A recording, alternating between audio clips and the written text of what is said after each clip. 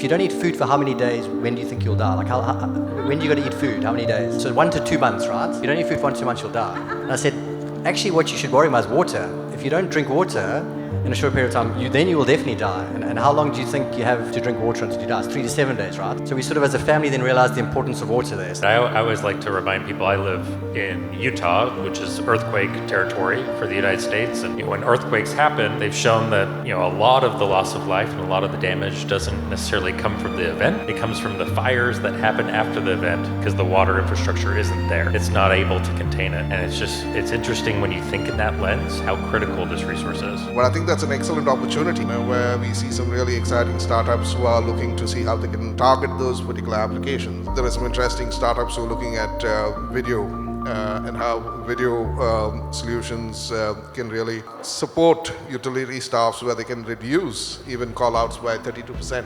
AI can help us hone in on what the data really is telling us, what the trend is really telling us, and things of that nature, and it definitely would help us prioritize better. They are using agentic AI and how that can capture some of these valuable experience that we have in the utilities before that is lost. These tools can also be helpful for communities like ours that may have an environmental mandate. So in the case of the San Antonio water system, it has an EPA mandate to take care of certain old lead pipes that were in the system. And so when they have to make decisions about the new people, 1.5 million coming in, and the replacement under the federal court order of the EPA, there may be, tools that can be developed to help make things more efficient and more cost effective. So, the next generation of workforce can come in and just basically, talk to the tool, and the tool can tell you the issues of low pressure on this end of the system and things of that nature. So when you get them to use it that way, you get that trust.